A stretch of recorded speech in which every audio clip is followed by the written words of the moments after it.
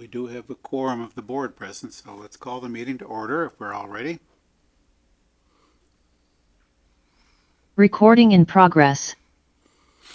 Okay, good evening. Welcome to the December 23rd, 2024 meeting of the Grafton Planning Board. Our next meeting will be next year, but we'll do this year's business tonight. I'll begin the meeting with a roll call of the board members. Justin Wood. Present. Bob Hassinger. I'm here. Prabhu Venkatraman. Here. Greg Dalamole is not present at the moment. Dave Robbins is here. Associate Member Ray Mead. Here. Staff, Planner Fiona Coughlin. Present. And Assistant Planner Natalia Allward.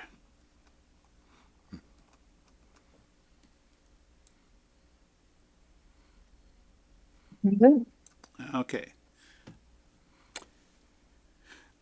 All present, we shall proceed. First agenda item, as always, is public input. If there's any member of the public in the room or on Zoom that wishes to speak to a matter that is not on the agenda for the meeting tonight, now would be the time to raise your hand for an opportunity to speak. I see no raised hands in the room, no raised hands on Zoom, so we will proceed to our action item agenda. The first of which is an acceptance vote for the annual parking and traffic demand management report for the Tufts Grafton campus stormwater maintenance plan certification. So, you want to begin this one, Fiona? Sure. Thanks, Mr. Chair. So this is the annual certification that Tufts University presents to the board for the past fiscal year. It summarizes parking, stormwater, and traffic counts. It's a pretty standard template that's used each year. The stormwater doesn't really fluctuate, but the parking is really kind of the priority. We're always trying to work in coordination with Tufts to make sure that there's enough parking supply for the students, staff, faculty, etc. And I did make a chart that I compared the 2022 report and then the two recently submitted reports. I will share that just so the board can get an idea of kind of the change that Tufts is seeing. And I know that there is a Tufts representative on the call. Heidi is here, so I won't speak for her, but just to kind of sum it up for the board here, we want to look at adjusted demand because that takes into account all of the kind of different factors that are affecting parking and what we really need to be focusing on. So we're getting pretty close. There's a supply of 959 spaces on campus at the moment, and the adjusted demand is for 957. So Tufts is going through some changes, some growing enrollment, and we're working with them to secure the appropriate permitting for additional parking. So that's kind of ongoing until they can do a full-blown master plan and facilities plan, which I can have Heidi speak to that.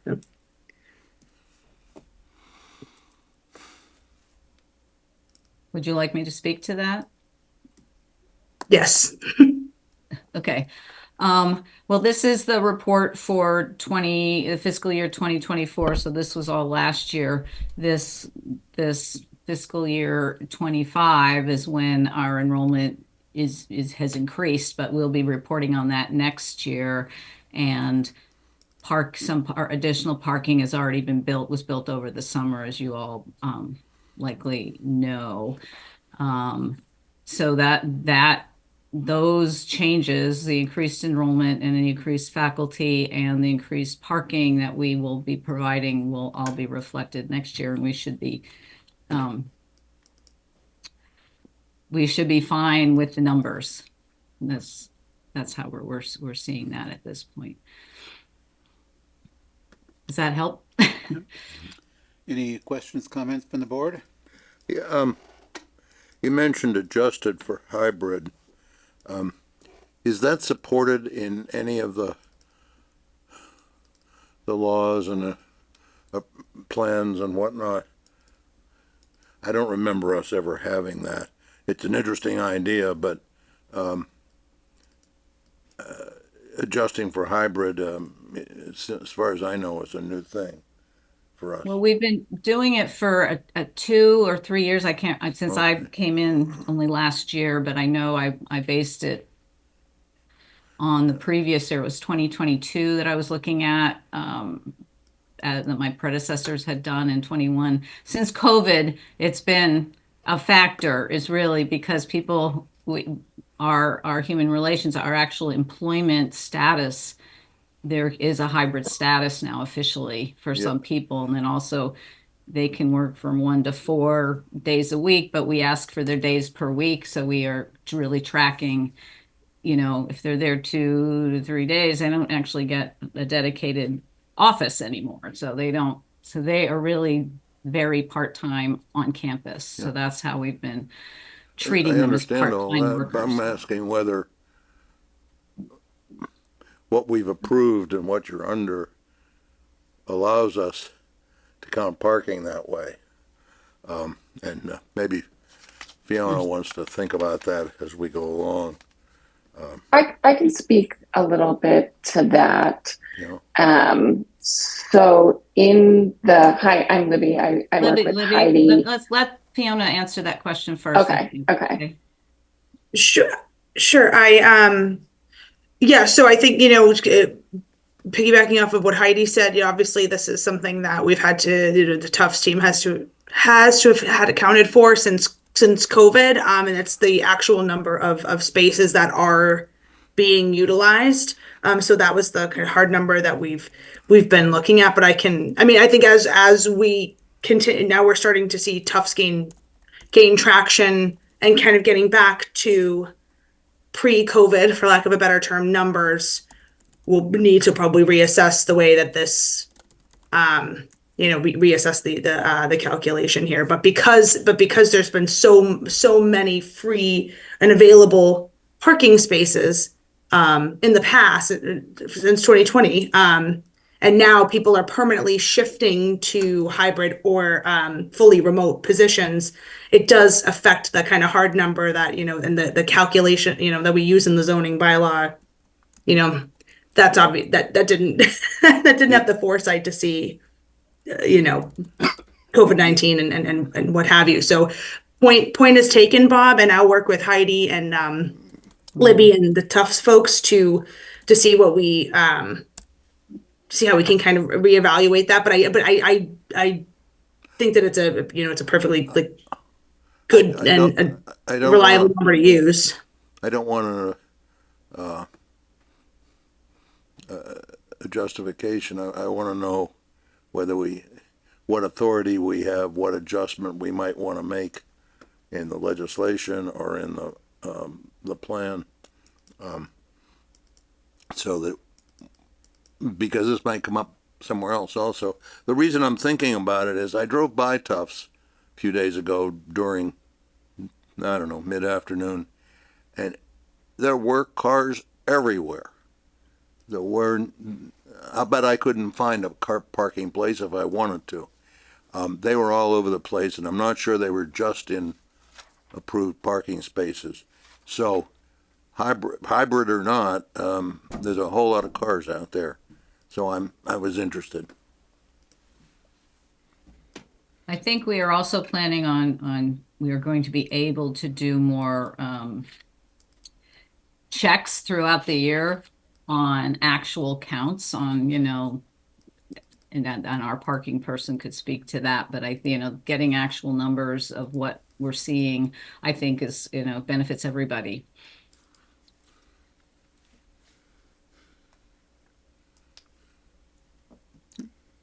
Anything else? Any other members of the board with any questions, comments? I think Bob covered everything I was thinking about.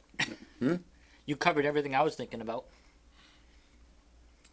Yeah. It is interesting to note that the demand is approaching the available supply, but as we know, there is work in progress too. It wasn't too many months ago we approved a plan that involved creating additional parking, as I recall. Mm-hmm. So that's sort of, and this report that we're working on now is a bit, it lags a bit behind real time, but So actually, did just think of one thing that I forgot to say.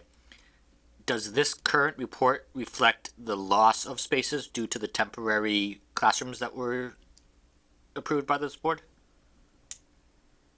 No, because they were not erected in fiscal year 24. Okay.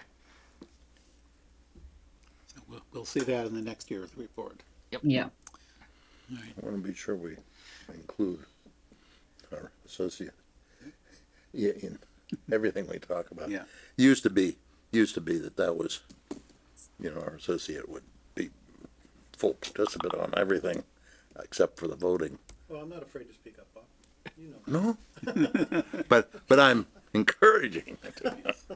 What do you think? Any thoughts, Ray? You know, I mean, I hear what Bob says, that, you drive by and there's a lot of, parking, there's people parking all over the place, but they usually, that parking is usually focused on the administration building. And that building itself, even though the property has tons and tons of parking, it's not all in that area, as far as hybrid, parking goes, everybody, a lot of buildings that I know that I've worked on and still working on have hybrid parking when it's assigned, only when it's assigned. And so, that's, I want us to have rules that say how that works. Yeah, so we've been in sort of informally accepting this for the last 2 or 3 years. I think your point, Bob, of making sure we've got something a little bit more formal, some formal parameters around this. So we'll know what the rules are when someone else asks us. Yeah, a bit more of a solid basis for contemplating this in the future. I mean, hybrid parking doesn't mean that it's not used, 5 or 7 days a week. It is used that whole entire time. It's just that this person uses it for Monday, Tuesday, and Wednesday, and this person uses it Thursday and Friday. Yeah, And that- so parking, parking requirements are really not gonna change. It's just that, Well, that's because they're based on, but generally speaking anyway, parking requirements in the bylaw are based on how many square feet you have or something like that. So, if you have, I don't know, all I know is there's an awful lot of cars over there, particularly, as you say, I go past the yeah, but if you small went animal down, hospital and if you go down, headquarters. if you go down the road and down into the back, there's buildings down there that, there's tons of parking down there. It's just that it's located at the administration building or the hospital. So with respect to the agenda item tonight, the board is required to vote on this, correct, Fiona? Correct. An acceptance vote. Just to I accept. move that this board accepts this plan. Yeah, second. Second? Well, I can't second it. I would've. Much as you'd like to. Okay, moved and seconded that the annual parking and traffic demand management report for the Tufts Grafton campus be accepted as submitted. Any discussion on the motion? Hearing none. Mr. Wood? Aye. Mr. Hassinger? Aye. Mr. Venkatraman? Aye. And Mr. Robbins votes aye. Motion carried unanimously. See, he could second. Think Drummond could have seconded. Oh, yeah. And that, I would have liked that better. Okay, I think that takes care of that. Thank you, Heidi and Libby. Thank you. And Fiona will take care of any necessary documentation. All right, let's move on to our next action item. This is an approval not required plan ANR 2024-09 at 21 and 25 Grafton Common. Basically, as I understand it, a land swap between the Grafton Inn and what we kind of used to know as the bank, which is not a bank anymore. That's correct. With a really confusing drawing. I say let them do what they want to do. If we can get that building being productive, it'd be good. Yep, I think he's working on that. I'd like to see Well, both buildings. Right. One of them is being worked on, one of them we're kind of still waiting to see. So, So, Fiona, there's one thing I noticed at the bottom of this A&R that I just want to call out and ask about. I know Sure. the appendix that had our previously approved A&R also had this, and we didn't discuss it then either. But just the two waivers are requested from the subdivision regulations about the plan scale and locus map scale. I don't know if we should be calling that out as a board and approving that difference. I would, just out of an abundance of caution. That's a good catch, Justin.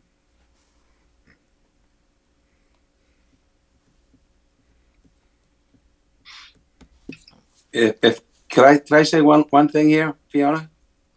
Can you hear me okay? go ahead, Norm. Yeah, so we enlarged the plan, we blew it up. If we had printed it at a 40 scale, you wouldn't be able to read it because you'd have so many bearings and distances all cramped into that little, at a 40 scale, it would be too small to read. So we blew it up. Yeah, to me the reasons for those comments were make perfect sense. I just didn't know how we needed to treat those for A&Rs was my biggest question here. So, but appreciate it, Norm. Does it bother the registry? Didn't bother them the last time. We approved one on this exact parcel before with this 'Cause exact with those they exact do have waivers. requirements, right? Yeah. That Yes, should not be a This plan meets their requirements. They have minimum scale, and this is above that. I see.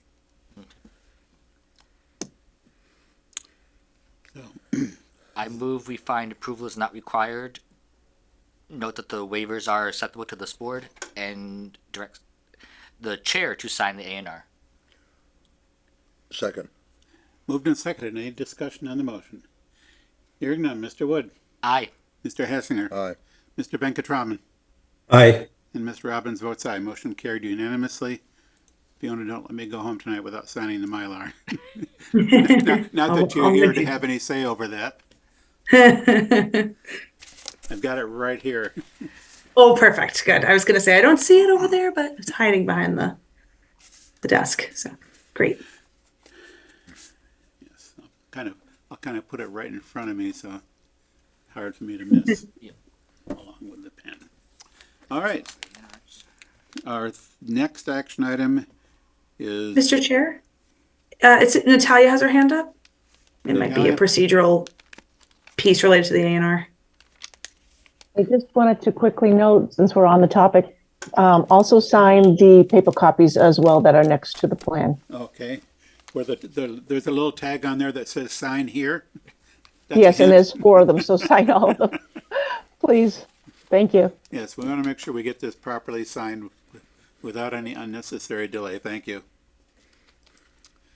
All right, the third action item is an approval not required at 23R and 25 East Street, for which my understanding is we're not going to take this up as an action item tonight due to its dependency on the common driveway special permit, and until the board has acted or is clearly about to act on the special permit, we don't want the applicant would not want the A&R to be submitted without giving us enough time to take the common driveway, which is a prerequisite to approving the A&R. I think the key is that it hasn't been filed. Yes. If it had been filed, we'd have exactly to the next meeting to act on it. And that's probably not a really good thing. Yep. So the applicant will hold off on filing the paperwork for this A&R until such time as the timing works out between the A&R and the special permit for the common driveway. So we will not act on this action item tonight because the paperwork is not ready to be acted on for reasons we've discussed. It's not before us. hasn't been filed. That's right. Alrighty, so that takes care of our action item agenda. Moving on to our discussion items. First one is the 2025 District Local Technical Assistance Program. And we have to be presented to the board an option for consideration for applying for DLTA funds. You want to introduce that, Fiona?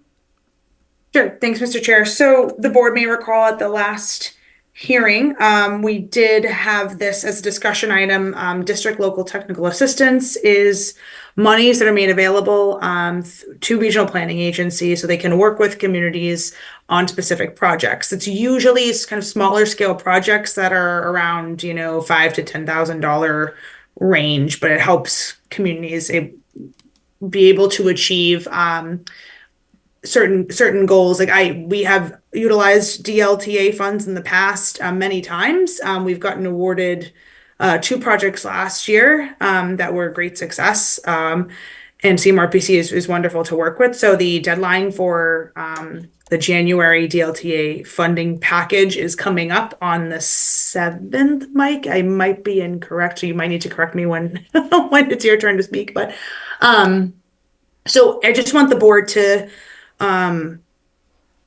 be thinking of here, Mike's kind of brief overview of this particular topic that's come up during master plan working group meetings as something to consider for DLTA assistance. And I think it would be a great project. So I won't speak for Mike. I'll have him kind of speak to, because he's writing the land use chapter of the master plan and will be able to give an overview of kind of what he wants or thinks we should hone in on as a community.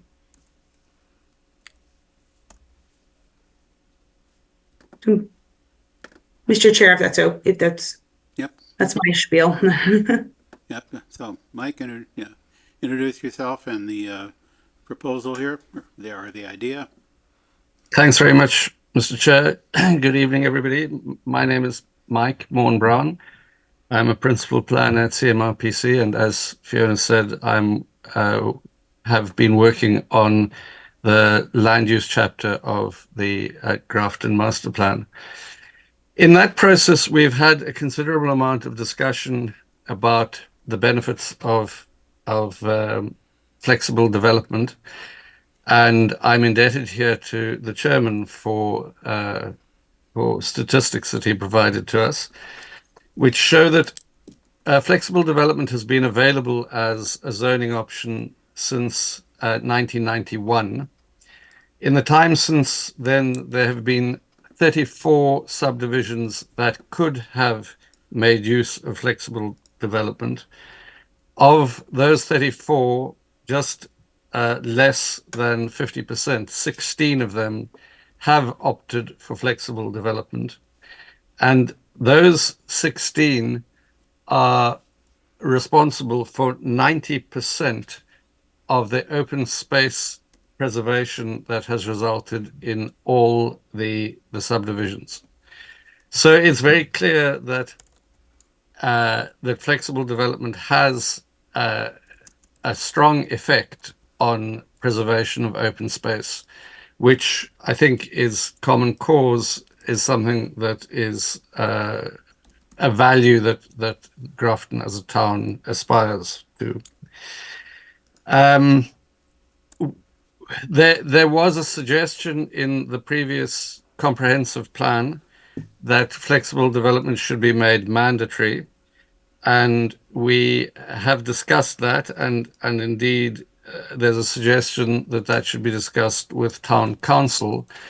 However, it seems because of technicalities in the subdivision law that it is quite improbable that an attempt to make flexible development mandatory would stand up to a challenge in court. So the alternative is to try and make it more desirable to developers to undertake flexible development. If we can't insist that they do, the alternative is to make them want to do it. And really, that's the suggestion here, that we look very carefully. First of all, we do a deep dive into the situation in Massachusetts. There are many, many communities that have some form of flexible development. Many of them call it open space development, some call it cluster development, but many of them have it. And there are various incentives that are used. Some of them we know about. They're kind of things like fee reductions. There are things like allowing a greater number of units if you do flexible development. That's not necessarily what one wants, because part of the idea of flexible development is to reduce the amount of development in the area, and it's kind of counterintuitive to in order to get a less dense field to allow a greater number of units. So what we're suggesting really is that we do research in Massachusetts to find out which towns have incentives for flexible development and which of those work. And what we would do is an overview, first of all, through the Mass Planners mail server and through the other regional planning associations, regional planning commissions, to identify those towns. And then we would go and talk to them, and we would get the statistics to see what works and what doesn't work. We would also do a scan of the literature nationally. It's more difficult to get detail on that. But if we find good examples elsewhere, we'll look into that, with the intention of producing, first of all, a report which says these are the options that are being tried by people. These are the ones that seem to be working effectively, and would they work? Is there reason to believe that they would work in Grafton? And then, based on the discussion arising from that report, if there is reason to believe that something would work, we would draft bylaw amendments to your existing bylaws to implement the appropriate incentives. And that's in a nutshell what we are thinking of. That obviously, as is the case with all DLTA projects, part of the reason that we would like to do this is that there are many other towns that we work with who would also benefit from this. So it would give us a research base to be able to assist other towns as well. That's our suggestion in a nutshell, Mr. Chair. Just one thing. Our flex development was adopted the same month I was elected to the planning board, 91. So it's been a while since I looked at this point about perks or benefits. It seems to me that we have a list of about 10 or 12 things that you can do, and I've forgotten exactly what you get something. You get more something. God, it's been so long because it hasn't come up much. People haven't tried to make a case for that. Bonus units, maybe? I think it is. You get more houses or units. Might be. I don't know. Right. Based on- One of the incentives in our bylaw is an increase in unit count. Okay. And Anyway, that's we already are doing some of that, so that would somehow fold into the proposed project some more. I mean, are we already doing everything? Yeah. Ultimately, one possible outcome of this is to say we've done everything that might work, and there's really nothing more we can do. Yeah. But the other possible outcome is some of the things that we offer as incentives really don't have much value to developers, and there are some ideas that we don't have that we could adopt. So, I think Obviously, from my position on the master plan working group, and I'm one of the people that's been suggesting that we explore further leveraging our flexible development to increase the amount of open space that we preserve, and sort of reduce the amount of land that's consumed by residential development, which doesn't necessarily translate to a lower density overall. But one of the ideas behind cluster and now flexible and the more recent concepts, open space, is all kind of to sort of compress the development into a smaller space, leaving more open space. And however we can achieve that, and to the extent that we can achieve more of that than we have achieved in the 30-some years we've had Flex, I think it's a good opportunity for us to take a look at what we have and what's possible, and see what we can do.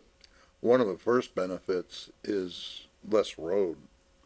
Yes. I think that, I'm trying to remember, it was Peter Lowett that brought this to us, our first planner. Just as I That's was, a long time ago. I remember. some And of he us was working remember on Peter. 4 days a week. And Tufts was paying half his pay. Yeah. Yeah. So any other thoughts? I get a sense from the board here that we're very interested in pursuing this. I move that we say, let's look at that. Sure, second. Okay. Fiona, you had your hand up? Yeah, I just wanted to, I think what Bob was referring to, I just double checked, it's it's called bonus provision in section 5.3.5 of the bylaw. So that was the extra that Bob was referring to. And I just wanted to also reiterate that master plan working group meetings, planning board meetings, people coming to my office in general, there's I think a very strong community support to look into this. So just to make the board aware of that, I've a lot of folks really want to see preservation and conservation in town. So this is a good project for that. Well, there is a motion on the floor now, moved and seconded, that the board support this project, or however exactly we want to characterize it, but I guess technically would that Application. mean applying for the DLTA funds to do this? Yeah. All right, any discussion of the motion? Hearing none. Mr. Wood? Aye. Mr. Hassinger? Aye. Mr. Venkatraman? Aye. And Mr. Evans votes aye. Motion carried unanimously. Go for it, Mike. Well, Fiona will Thank you, submit the Mr. Chair. paperwork, right? Thank you. Thank you very much. Well, he has to wait until the committee that I sit on Yeah, votes so on these. we'll put it in motion from our end and take it from there. All right, again, thank you. And we've now reached just past 7:30. Time for the continuation of the public hearing on the request for a special permit and site plan approval at 23 Rear and 25 East Street. So where are we at with this? Fiona and Norm? Yes, good evening. Fiona, would you like me to go first? Sure, why not? So my client, George Ayud, currently has 2 driveways to his property. But the driveway at the southern end of his property is non-conforming because it's too close to the property line. So you can't rely on that driveway going forward. It's a non-conforming driveway, which leaves him with 1 driveway. Now his goal is to create a new buildable lot. He would like to divide this property into 2 lots. There's already an existing duplex on the southern side of the lot. He'd like to put another home on the northerly side of the lot. So some of us met at this site a few weeks ago, and some measurements were taken, some test holes were dug. Our client wasn't planning on doing any construction, but he is willing to pave 3 additional inches of asphalt from the street right up to the dam. 3 inches, 18 feet wide. So he's willing to do that. Now, at the last meeting, Ray had mentioned concerns that maybe that new house would be built on that old foundation, and that was my understanding. It was going to be built on that old foundation, but it's not. That old foundation would be removed, and a new house would be built about where that foundation is, and would be built on piers, like you'd see a house at the ocean, for flood reasons. So we build a house on piers. So I don't want to focus too much on the future house that he's planning to build, but rather on the common driveway. We're seeking a special permit, and the driveway would go across that new bridge. That bridge was approved by the Conservation Commission less than a year ago, and Jeff Graves blessed that project. I'd like to point out we have a letter from Jeff Walsh at Graves Engineering that he doesn't have any technical concerns with this application. So I'd like to turn the discussion over to Fiona now. Yeah, thanks, Norm. So, the board, going off of what Norm had mentioned earlier, we were curious about the width and meeting the minimum standards of the subdivision regs, because no construction had been proposed as part of the application. And a second review wasn't done by Graves Engineering, but to replace that, we did a posted site walk. A couple of members of the board were there, so they're aware. Took some photographs. I did provide a site visit report summarizing what was discussed during that site walk. The biggest takeaway, and maybe at the time concern is how I phrase it, was compliance of the bridge crossing with fire department standards. And in the record, it's uploaded that the grade change in particular was an issue for fire. So fires, the subdivision regs say that you can have up to, a 10% grade change, which I know the board knows, but just for the public's knowledge. And the fire department typically does not like to see any, I believe it's no greater than a 5% grade change every 75 feet. But if you were driving onto the site toward future lot 2, and then you were to try and drive onto lot 1, a truck or a fire emergency vehicle would drag or hit the ground. So how we kind of decided to handle this, in addition to the consistent width and paving of the common driveway, was to condition the permit to make sure that those specific requirements are met.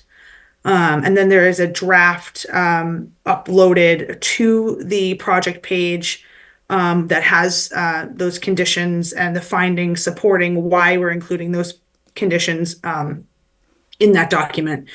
And just for the public's own confirmation, is Mike Colleen of the fire department did upload something into the record specifying his concern with that grade change. But in terms of any new information for this project, we're not anticipating anything new. All of the information that was called into question has been answered or addressed in some way. And I think at this stage, if the board is ready and amenable, we can start kind of reviewing the draft. Because there's unless the board wants me to chase down any further information or get a confirmation from any other applicable party. I think at this stage, that's what's left. And council, who I've been working closely with, has reviewed the draft as well and provided some additional feedback that's also uploaded. So I'm happy to answer any questions about this process from my side. Yeah. Questions, May comments from the board? I say something here?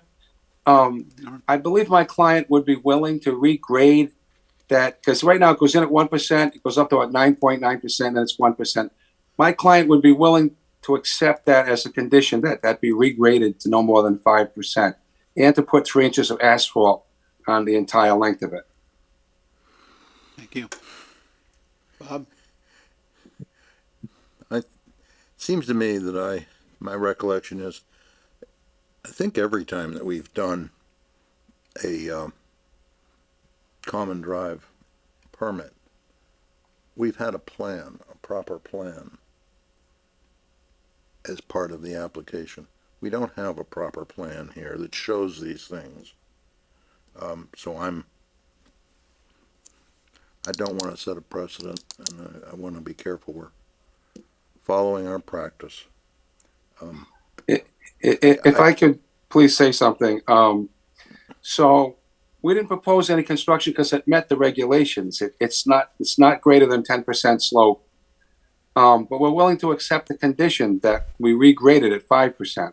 I mean, the plan is proper. It shows that we're not over 10%. It shows it's 18 feet wide. The plan demonstrates that it meets all of your regulations. And this is the first time I've heard about this request to regrade it to 5%. My client is willing to do that. To hold him up another 2 or 3 weeks, I think the condition would protect the board. Mr. Chair? Ray?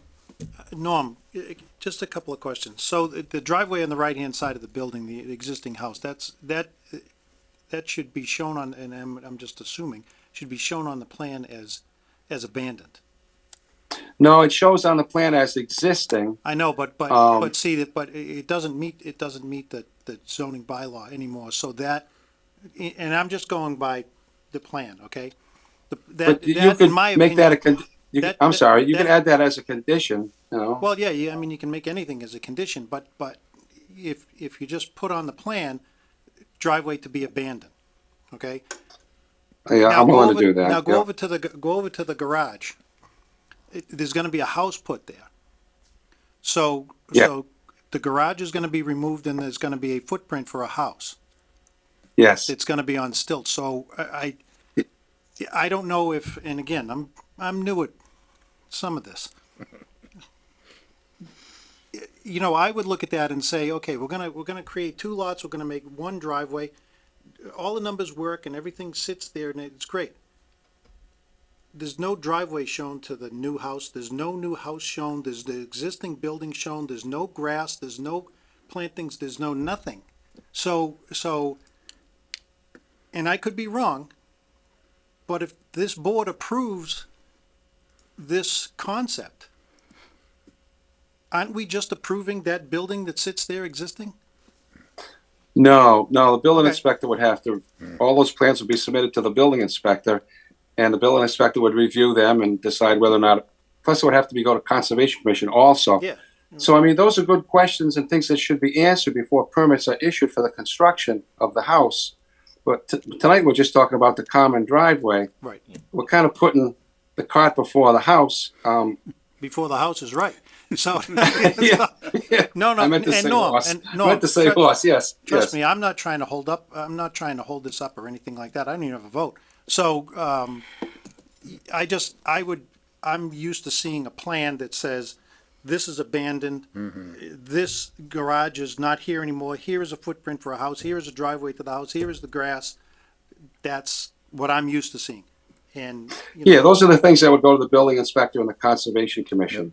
okay, Yeah. Well, but ordinarily, before we vote, we have that on paper. Now you want us to try to pass on to the building inspector to please do what we put in the conditions. And, Ray is saying basically what I say. This plan just isn't a proper plan for this. Yeah. You need a real plan. Well, you have a plan that meets all your regulations. Yep. And my client's been, I think, All right. very gracious, offering But to this change is a it. special Huh? permit, discretionary. Yeah. It need, if you want my vote, it has to satisfy me. And I think that my concern is reasonable. but can it be, addressed in conditions? And I think, Norm, I think that's what you're saying, is we're gonna address the whole thing in conditions. I think normally, and I'm just going by my experience, normally I would see everything all sit there and on a plan, ready to go and, move forward. Yeah, as you said, you can put anything in conditions. Yeah. And, sometimes conditions get missed. Well, I would need a 4-week extension to get that redesigned to meet this 5%. Probably need a couple weeks to draft and then get in front of Fiona. Then you're probably going to have Graves look at it again. So I'm gonna request a continuance for 4 weeks, because I want everyone in the room to be happy with this. Before we act on that request, Mr. Hill. Justin. So you said this is a fully done plan. Besides what Bob's concerns were specifically, I'm looking at what is our Exhibit 18, which you dated on the plan of September 9th, 2024. That's our color plan with basically what looks like a hand drawing of the outline of the proposed common driveway. There's Yes, no, yes, the common driveway's in red, yes, that's a there's no colored plan. dimensionality on the width at any point on this. There's no dimensionality from the plot lines to points on this driveway. So it's hard for me to even see this as anybody who would be going to the property to be able to go, okay, well, this is where the driveway we need to measure is. This is where the 5% should be, rather than the existing pieces that don't apply to the common driveway that you're proposing here. That's one I piece that I have. I understand, yeah, I understand what you're saying. The new plan will show that. Okay. All right, George has his hand up on Zoom. George?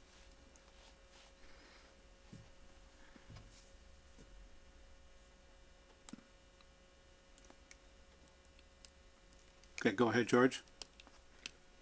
Okay, hi, how are you? Hi, sorry I'm not able to join you only on Zoom. Can you guys hear me? Yes, I hear you. So I've been logging in and watching all these meetings, and then the first meeting was as simple as what we're proposing. So you're proposing common driveway, and then you're gonna be going in to propose an A&R with no construction. How this ended up turning into this, I'm just confused. I mean, I see why Norman didn't go into great detail about showing, because the driveway already exists there. The Hayes Paving owned that place. There's 20 inches, no, I'm exaggerating, but there's a lot of pavement underneath the regrinds I have down, but they're just uneven. Because they used to use the leftover asphalt to do patches everywhere, so they're all different. So I went over it with some asphalt millings just to smooth it out. And the garage, there's a lot of confusion about the garage. So the garage isn't going anywhere. There's no construction, just like you guys said in the first meeting. There's no construction for the driveway or for the slope, because the fire department can reach and access it from the bottom. They don't need to even go up top. And then there's no construction for the house, because I'm not taking the garage out.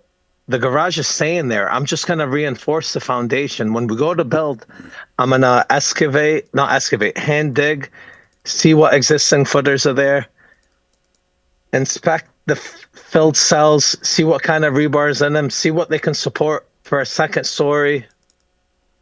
Go from there. If we need to do extra support, I was going to hire a company to drill pilings inside of the garage to not disturb conservation. No, the garage, nothing's going to get changed with the footprint of the garage. The garage is going to remain there. Those walls in the garage, if they're not strong enough to support a second story, they'd just be the outside walls. I'd put a beam on the inside. I'd hire a company to not even disturb, just drill straight down and give me a report saying that I can support the beam and cantilever the joists. So there's no, I mean, the first meeting was so simple. And the board, and I don't know what happened after the first meeting with the confusion with the garage being removed, which it's not going to get removed. I'm going to build on top of that exact footprint. And then with the driveway, which is already existing at much greater than 18 feet, not from me, just from before, from the Hayes that owned it before me. We're willing to do anything the board makes the board, like you said, this to your discretionary. So we're at your mercy. We'll do anything you want. Okay. If it's necessary, but if we're all in the, if it's not necessary, then why do it? But if it's necessary, of course, we'll be more than happy to do it. All right, Fiona has her hand up. Yeah, so if I may, Mr. Chair, so, understanding that this existed before, but we have minimum standards in our bylaw and in our subdivision regs, and we need to make sure that the plans accurately reflect that. We've gone back and forth with it. And we need to make sure at the very minimum that this is not going to be a safety issue. The fire department came out and looked, and they had some concerns, and the board needs to weigh that in when they're trying to make their decision, and we tried to address that in the draft, in the conditions, which I know, it's not ideal to be overly conditioning a decision, but Norm and I have been trying to discuss and understand how we can do this in a, deal with this essentially. But the board needs to fully be comfortable with the plan sets that are presented, and the fire department needs to be fully comfortable. And you're saying that there's no construction, but we've had to really go out of our way to try and accommodate this application that the board has mentioned many times during the public hearing that they weren't satisfied and they requested information that they didn't get. So, the report you just brought up from the we went into the last meeting with approval from the fire department and from Graves. So we're always getting surprised during the meetings.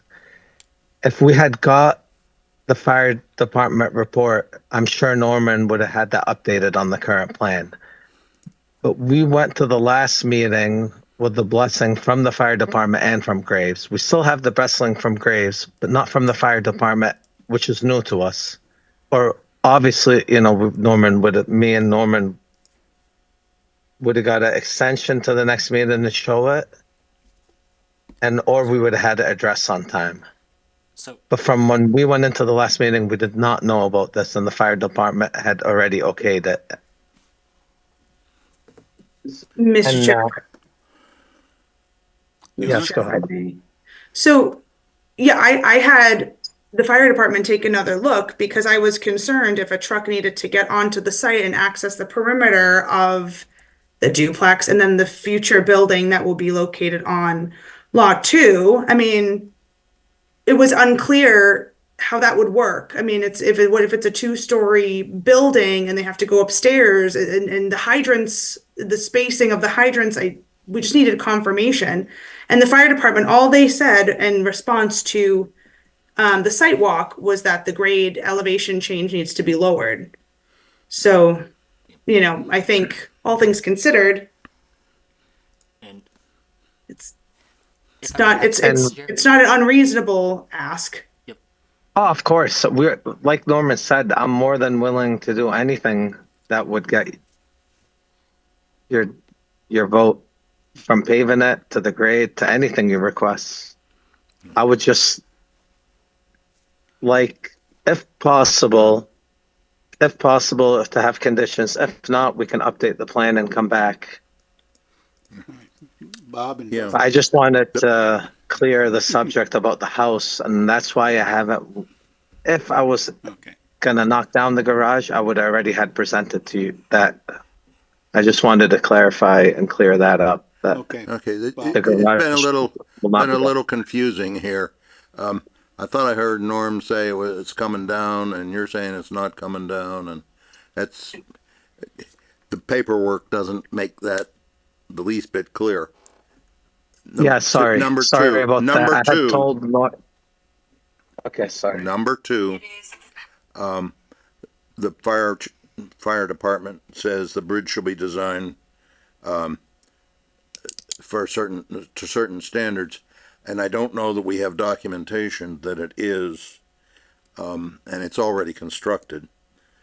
So that's not something that it's not being constructed, so I don't see the zoning officer dealing with that. And then we need a plan that lays out where this drive actually is, shows the grades, and so on. All right, Justin? Yeah, I just wanted to clarify some things as well. Is that number one, Graves Engineering, they gave a pretty detailed document. One of their points that they said in their document is we may wish to solicit explicit comment from the fire department around both the crossing for the river and equipment being able to turn around on site if they need to. which would involve the grading. The very first comment from the fire department, which was early on in this project, is they had no questions or comments regarding this at this time. The public hearing is still open. Any department or member of the town could provide comments that something that they thought of or seen when they did a site visit could be concerned about, and that's what they did with the most recent letter we have received as a board. That's what I just wanted to clarify. All right, so in the interest of moving forward with this, it sounds like the board is looking for some more detail on a plan, and let's make sure that that everybody's clear on exactly what detail needs to be supplied. And I gather from some of the comments have been made, there's an outline, a sketch plan that shows an approximate location of the portion that is to be considered the common driveway. We understand that there's a lot of pavement, and the sketch shows that a portion of the paved area is to be considered the common driveway. I think that Justin's point was that should be more precisely delineated so that everybody knows exactly where it is. There is a portion that there's a portion for which the fire department is requesting some regrading. That could be shown on a plan. The disposition of the current garage, exactly what is to be built there is probably not important in detail to the plan for a common driveway. Common driveway does serve a building that will sit on that footprint. However that building is constructed, that's sort of the details of what happens within that footprint are, I don't think, relevant to the common driveway. The understanding is that it is to be a residence served by the common driveway, but exactly what that entails, to me, is does not affect the consideration of the common driveway itself. Now, what else are we looking for? You said sketch plan. No. Plan. Yeah, well, that's, yeah. Proper plan. Right. And that's, Proper plan. Right, what we have before us is a sketch plan. Right, okay. What we want to see on a plan Is a proper plan. the location measured out of the Proper common driveway. Proper plan. And I might be okay with this as a condition, but since we're waiting for a plan anyway, if the applicant can submit any documentation they have on the engineering of that bridge to meet the fire department's request for the weight. That base has gotta be covered somehow. Yep. It'd be nice. Who if built we the can bridge? get the documentation into us. Who built the bridge? So if I may step in here a second. So that culvert was designed by a structural company up on the North Shore that does precast structures. We specified the size and shape of the culvert, but they designed the culvert, and I can get the design specs that they use. It is designed H20 loading, though. I know that. Because I want us to have documentation that Yep. satisfies the fire department's, Yep. We'll get that. I will have done my job. Yeah, so documentation that the bridge satisfies the fire department's requirements, a plan that shows the location of the common driveway and where the grading is to be done to meet the fire department's requirements. And Yep. how the turnaround happens. We had the requirement for fire apparatus to be able to turn around, didn't we? That was if I remember right, I thought I heard that. I saw that in the Graves report that they Yes. suggested us ask fire. I don't recall seeing fire actually ask Well, for but that. it was in Graves. It was in Graves as a suggestion to ask fire, if I remember correctly. All right. Mr. Chair, I just think that, again, and Norm said he was gonna do it, abandon the driveway to the south. And then if the garage is gonna be a residence, then just note on the drawings that it's future single-family residence. That's That's kind it. of, That's pretty much it. Yeah. Yeah. right, because, Right, like I said, the footprint of the garage is where a future residence will be. And yes, note that on the plan because that future residence is the reason for existence of a common driveway. Correct. All right. And also that the abandonment of the other driveway is another reason why the common driveway is needed and should be allowed. Yep. So those 2 points support the need for a common driveway. Is there anything else the board thinks they would like to see? If nothing else, I'd like to send these good folks away with a clear understanding of what the board wants to see in order to approve this. Are we there? Yeah. I think so. Yeah. Hi, I don't know if you guys can hear me. Yes. I would just like to add one thing. So I know Norman had showed me the bylaws and the rules for special permit for fire truck access in the property. And then what Graves said about turning the fire truck, that more applies to commercial, unless the board feels it's necessary in the fire department. Since it's for this specific house, if it's okay with the board and if it's okay with the fire department, they should more than have access to the entire house from just pulling into the driveway. I have no problem doing whatever for the grade for them to go up. I have no problem doing that. I'm not saying that to avoid doing that. But just us being around conservation, to not disturb conservation as much as possible.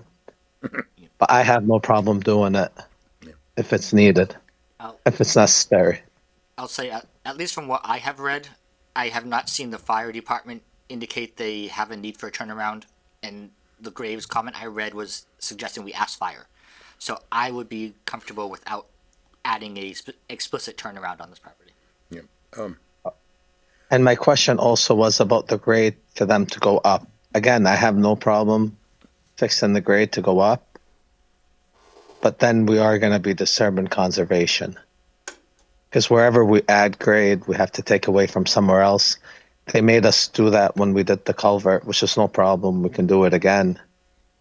I had to build all those nice retaining walls, so then I'd have to, which is fine. I can take those retaining walls out, take more fill out of the banking for whatever we add up to meet the grade if it's necessary. But if the fire department feels they can access the whole property from the driveway once they pull in, I'm just asking if it would be okay for you guys also. So something we should have is Fiona and you folks and the fire get answers to these questions for us. Okay? Okay.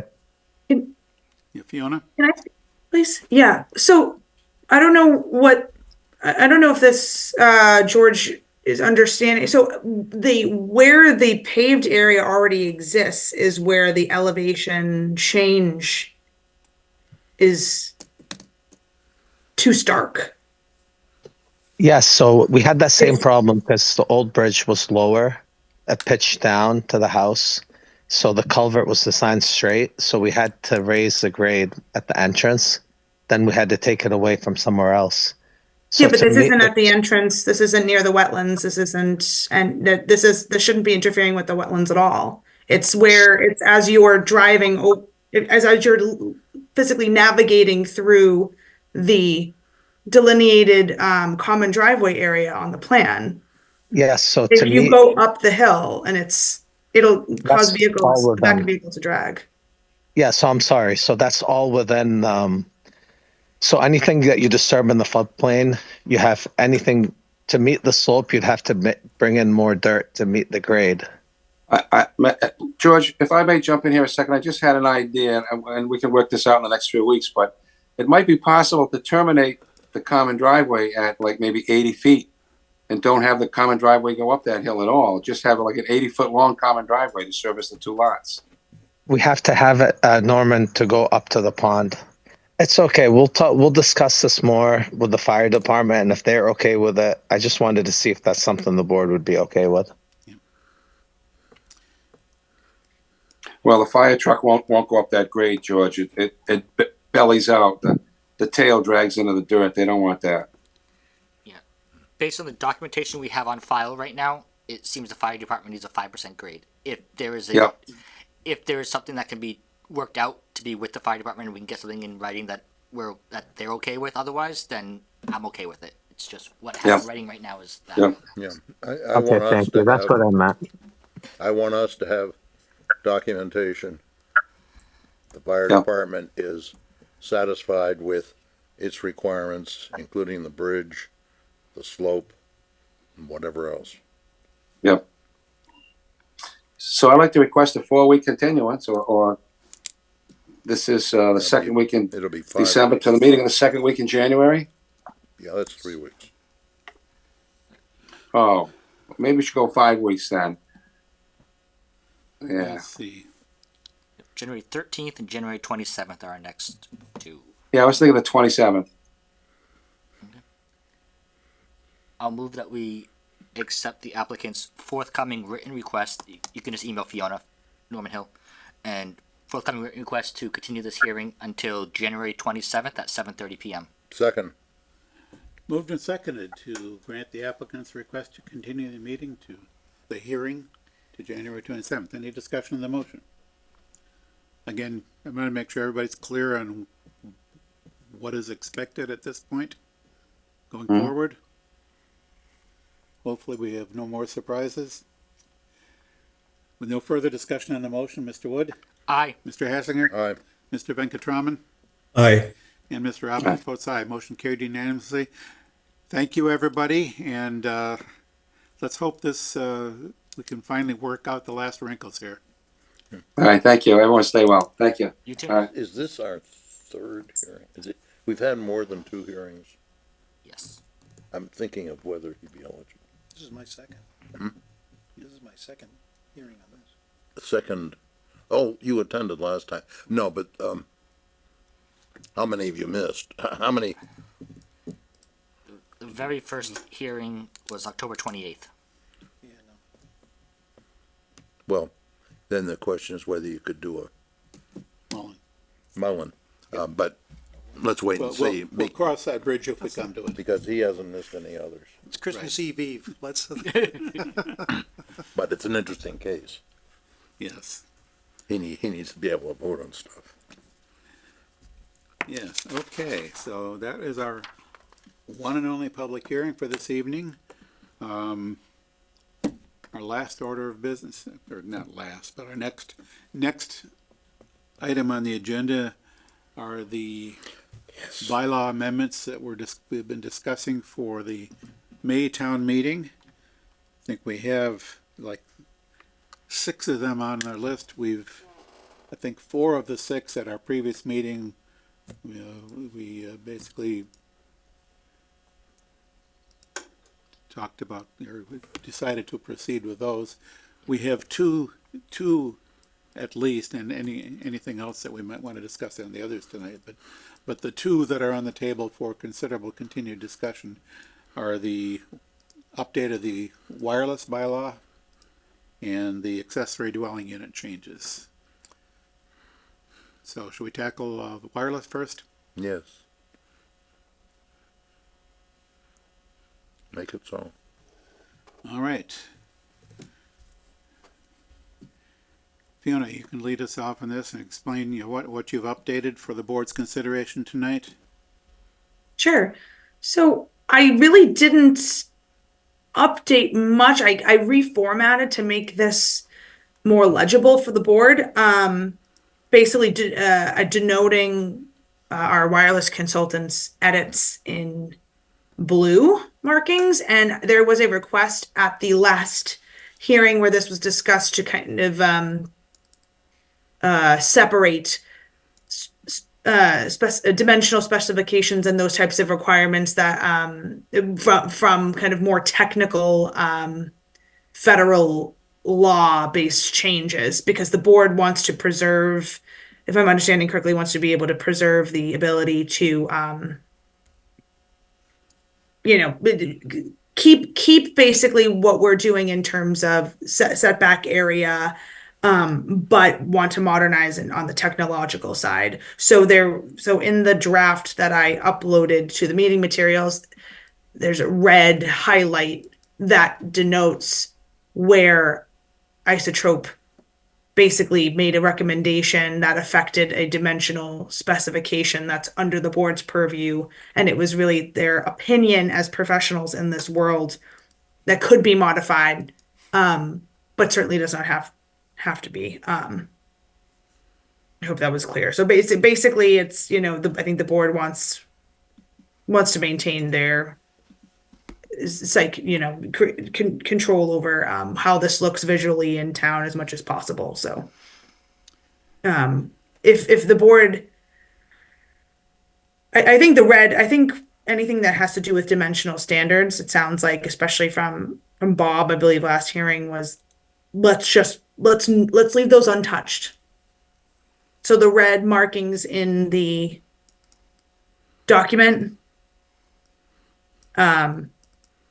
we can just keep the original language there, if that's something that the board is interested in.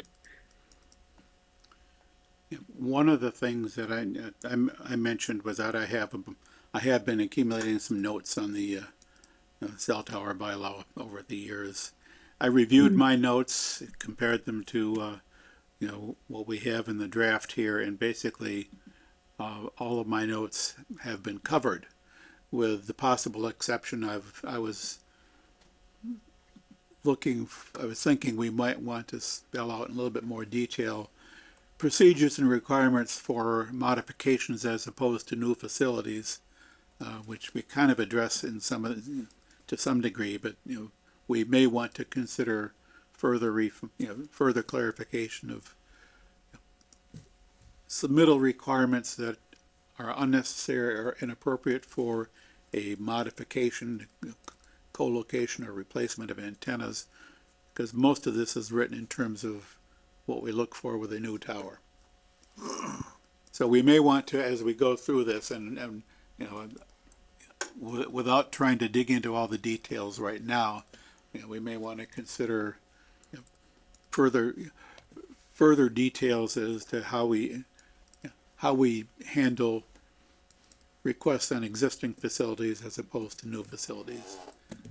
But that's really the only thing I had made notes of, and my notes didn't go into a lot of detail, and I just noted that a lot of what we've got written here really is only relevant for new facilities.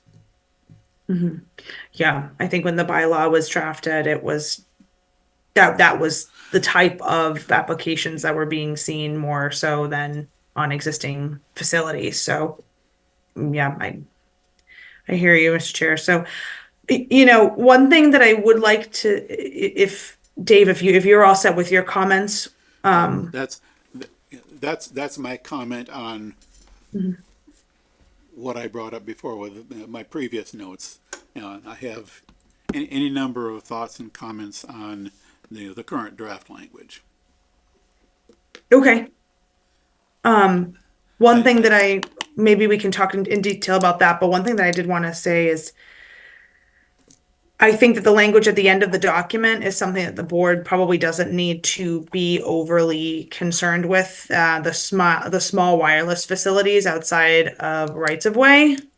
I had mentioned to the consultant at the time that I thought that language was unnecessary because the select board rather has some degree of say over that process as well, and they need to adopt. They basically, we need to have it before we update our zoning bylaw. Have the select board agree to have them involved in the other part of the process, which is I think they have to incorporate a policy or something in the general bylaw. So that's just one. And I put a comment in the PDF about that specifically so that it was flagged.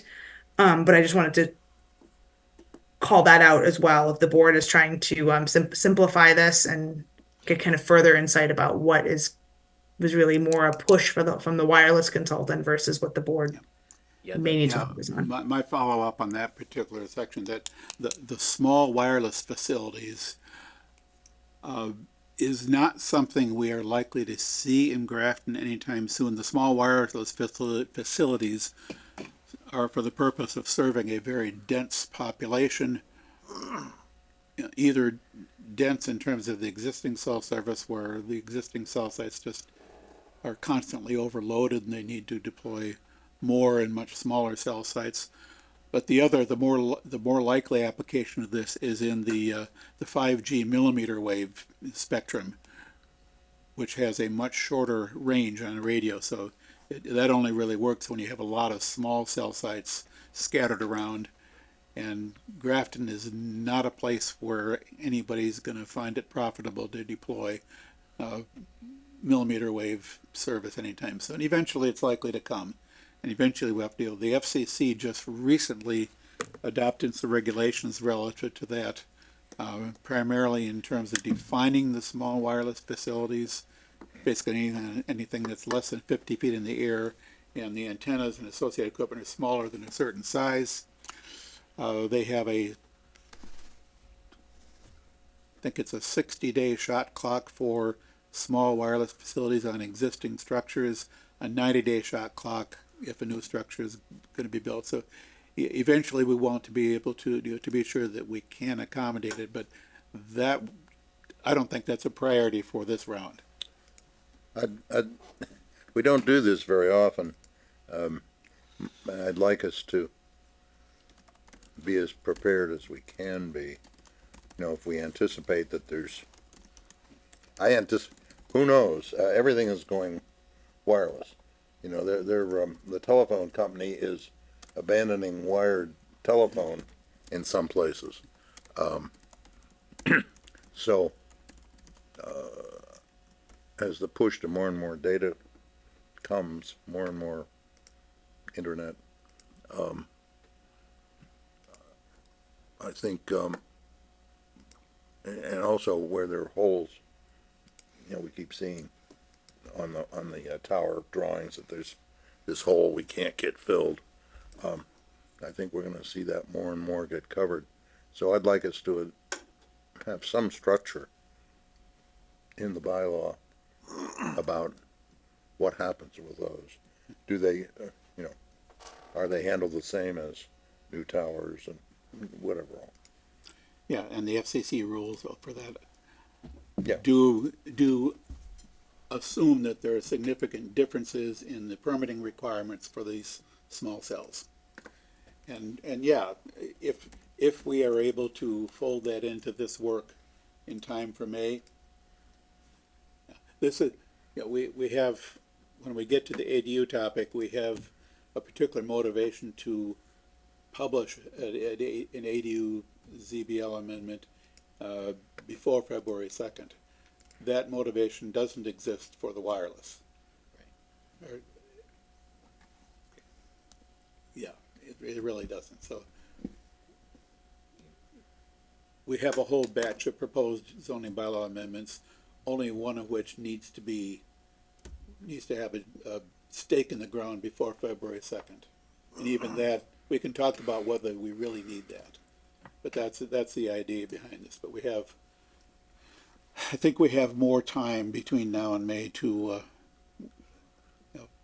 work on this wireless bylaw amendment. Is it possible to bring in an expert in wireless and? This came from. No, I'm not talking about to review this bylaw. I'm talking about to inform us on the future of what's going to happen. So, you know, your cable box in your house is not gonna be wired anymore. And there's a lot of houses right now that aren't wired.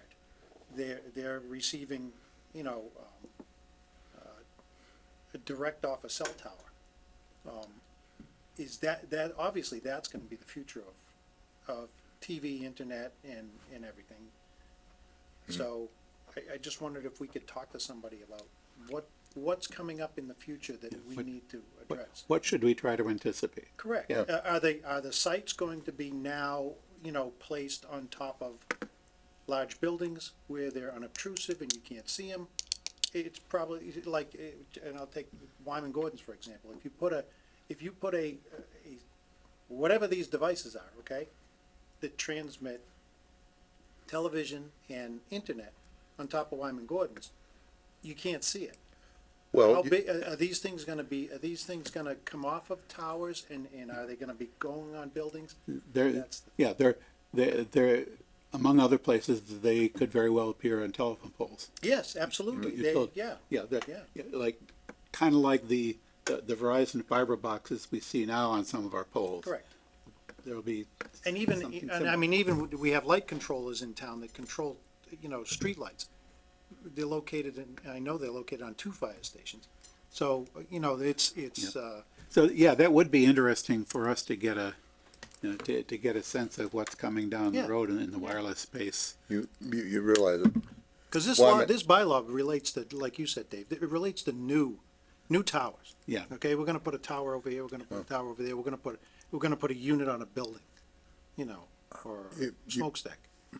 You know that Wyman Gordon does have a cell tower on it, Oh, yeah, no, I know that, yeah. and you can see it. At least if you know where to look. The small cells are likely to be less visible Yeah. than the traditional Yep. cell equipment, regardless of where it's located. Prabhu, you have your hand up, and then Fiona. The question I had was similar to the conversation that Dave, you and Fiona were having 10 minutes ago with regards to existing facilities and newer facilities. So the question that I had was, how are we trying to address this? I was looking for the balloon test as I was reading through this document, and it only talks about for newer facilities, newer towers. Only in that case, we will have a balloon test or any similar test. Is it addressed? Because many of the proposals that came in, they were not newer facilities. These are existing facilities. We are changing the height of the tower, but we still had the balloon test or any similar test proposed. How is that going to be addressed, or is that going to be addressed at all? Fiona? Yeah, but in terms of the balloon test, not much was changed. I don't think anything was really. We more than happy to re-examine the need for broadening that, or having that as a requirement even for existing facilities. I don't see an issue with that. I believe Mr. Matt, the consultant rather, yeah, he makes a point to say that it specifically is required when you're proposing a new tower, which you do see more so than, on Wyman Gordon or, a co-location or something like that. Yeah, I mean, I think, we can look at that further, and have that be a requirement. I think it's up to the board, and I don't think there's any issue with having that. That's at the board's discretion. Okay. My point of clarification was, it's an existing facility, but you're increasing the height of the tower. That doesn't necessarily qualify as a new tower or a new facility, right? And then we have asked for balloon tests in the past. I don't see that in the guidelines, so I was asking about that. So probably back to the board question.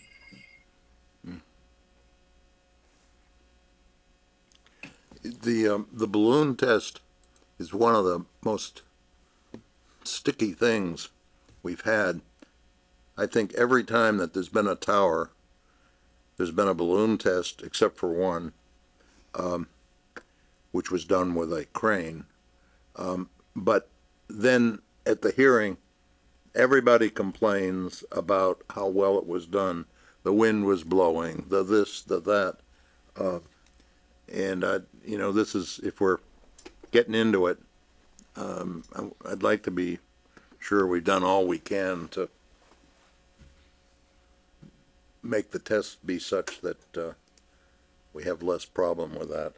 No, I haven't been satisfied because the balloon is blowing, so it's lower, and so the tower, the crane was up at what's the former DPW site.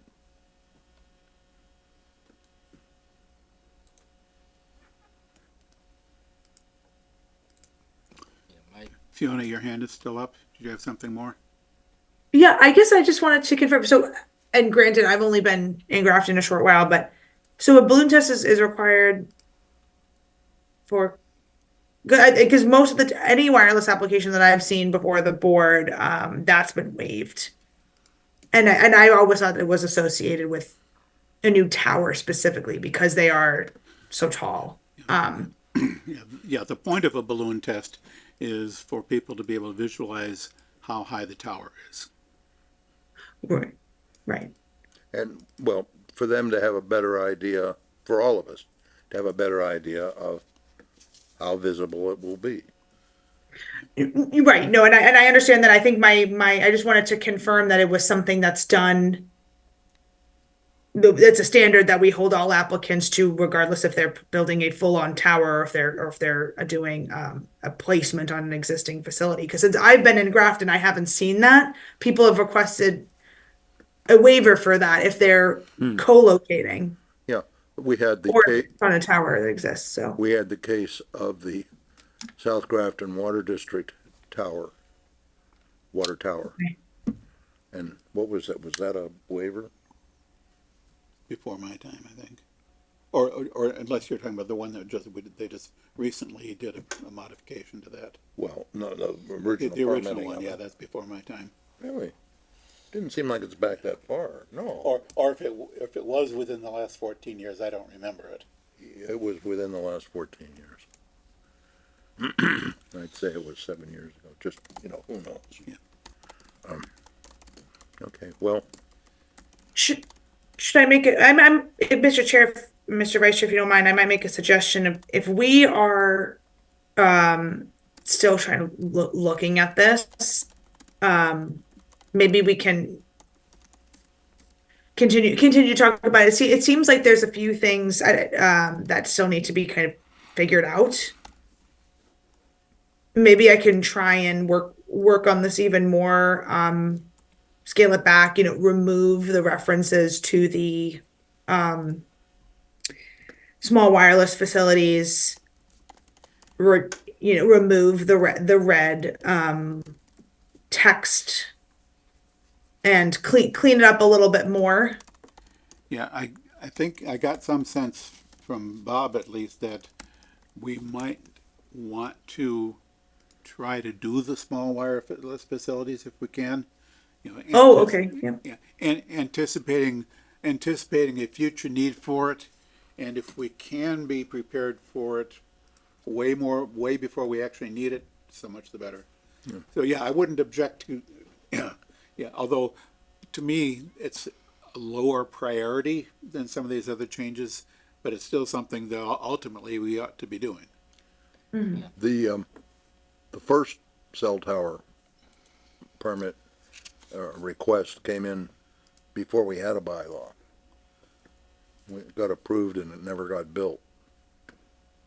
Grafton Water District on Brigham Hill, on their tower, on their tank. But that showed us we needed to have a bylaw. And Yep. I'd rather have the bylaw before I have the issue. Somehow,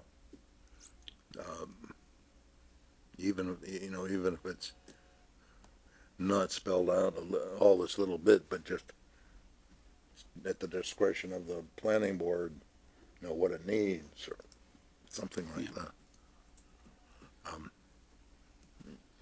So for the time being at least, yeah, we will keep small working. wireless in here as something to consider. Yep. And there's a lot of stuff that we don't that I don't feel compelled to discuss this evening. There's a lot of details, but some of the more significant things, there are a few dimensional requirements that either we just leave them as they are and consider, consider sometime in the future maybe whether they should be changed. Our wireless consultant has recommended a few changes on dimensional things that he thinks seem to be excessive or unnecessary. But if we would prefer not to change those at this time, we can just leave those alone. Yeah, I think from my standpoint, the two biggest things I wanted to talk about is number one, with related to that, I think this is going to be a big bunch of text that is highly technical that we're going to be asking town meeting to vote on. We're doing most of this change as a necessity to align with, state and federal laws that we need to. The less we can change outside of aligning with laws that exist from our current bylaws is probably the better for being able to present it and have the understanding at town meeting. I'm in agreement with a lot of Isotope's recommendations that I think we should maybe bring it back for fall for the additional changes if town meeting approves the bulk of the text. Right, so if we can make this essentially technical corrections with no substantive effect in the end, just technically aligning things and cleaning up language that doesn't work the way we intend it to work, and that kind of thing. Those housekeeping details, basically. Yeah. If we, yeah, and that's a lot. Yes. And I think that's a good point, that if this is presented to town meeting, is a bunch of housekeeping stuff, aligning with current regulations and practices, but not changing any of the standards that we apply to the review of wireless facilities, that will avoid some questions. Yes, and if we add that last little section that we talked about, that for the minor facilities, as far as the spring, I would just want a confirmation that the select board is willing to take. It's already within their purview anyway, technically, but Part of it is. part of it is. But The part, comfortable just- with right. us adding it in this. Just to be clear, the select board would have jurisdiction over these small wireless facilities in public rights of way. Yes. And even that is probably constrained somewhat by the fact that in many cases, these will be on private facilities that exist in public rights of way. Yep. So I think ultimately the standards, the bylaw can apply consistent standards to that which is under the jurisdiction of bylaw, which the bylaw does have jurisdiction over some things that happen in public rights of way. So it's not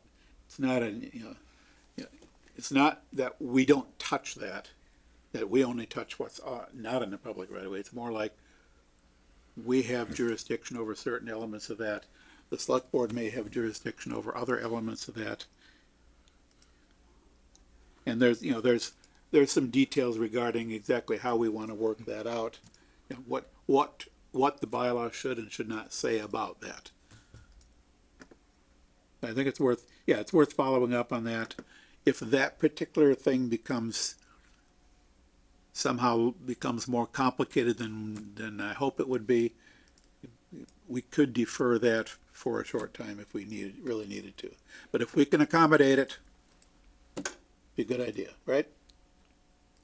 Keep it So simple. what would, sorry. The KISS principle.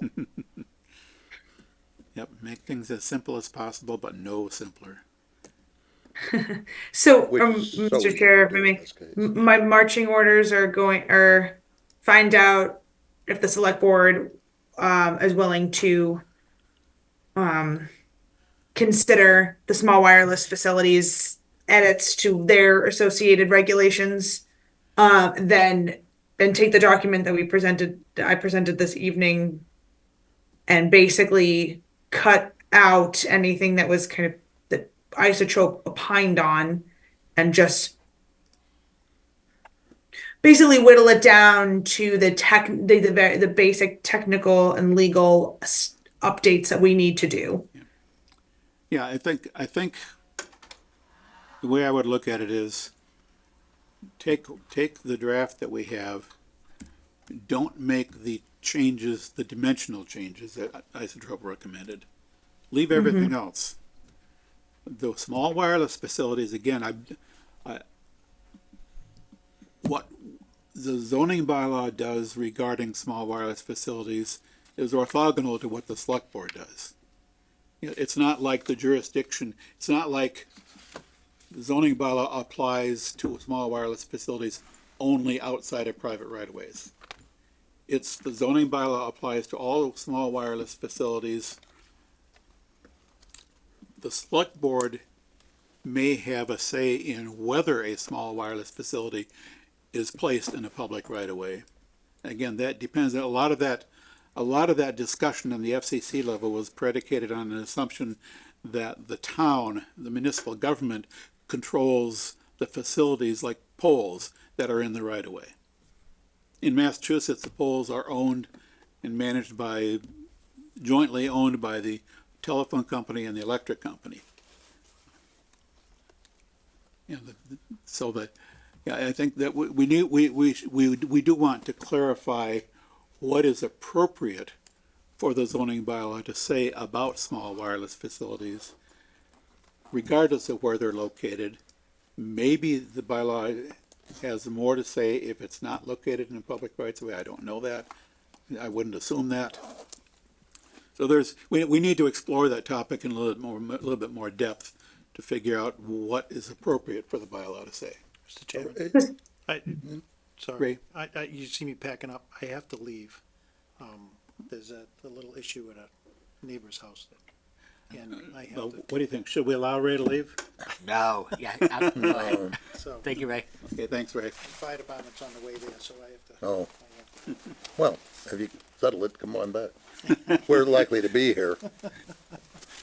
I'll watch it Everything's on all right. TV. No. Okay. All right.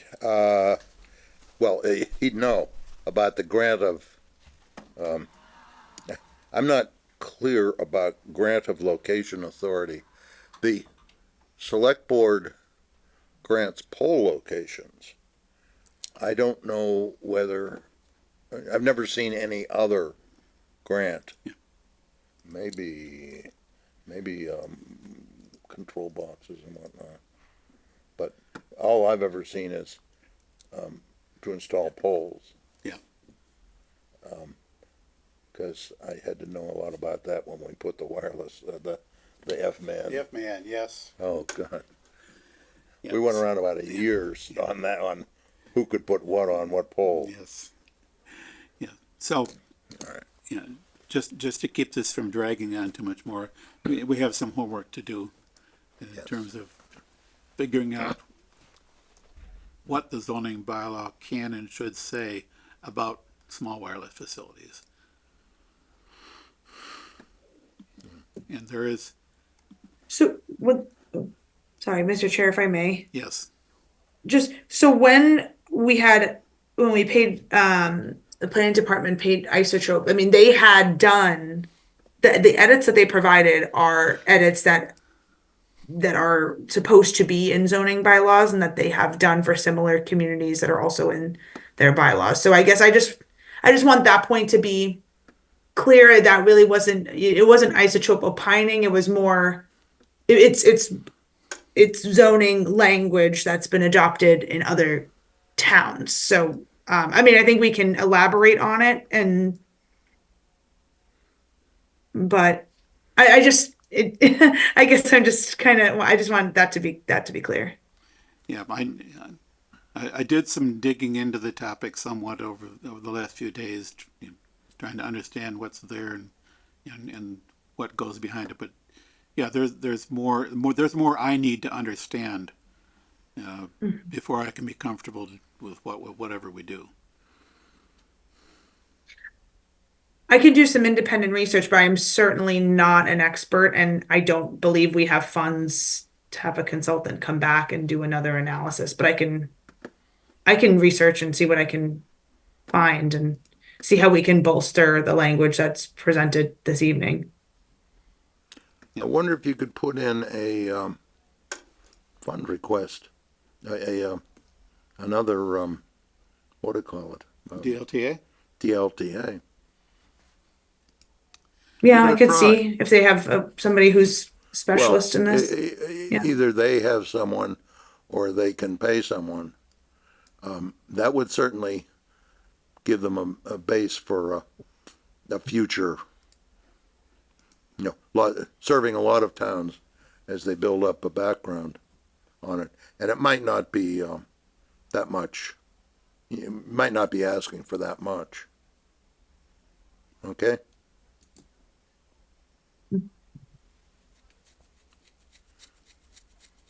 Okay.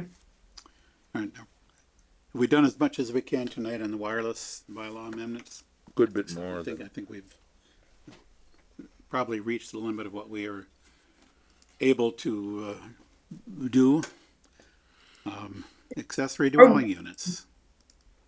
Anything? do you Mr. have Chair, anything else, but Fiona? before we move on, should I be bringing something back for the 13th to discuss, or are we waiting, or are we in a rush to be? I just need to know what I need to work on between now and the next meeting. I need to have more specifics. I would say we're not in a rush for this for the next meeting, and we would still like to do something for spring. But if you don't get to it for next meeting, it's okay. Yeah, effectively, there's not a whole lot of time between now and our next meeting. Right.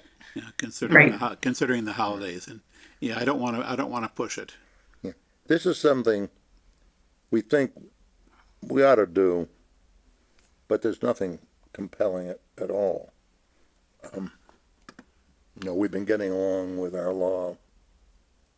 Okay. We have. So,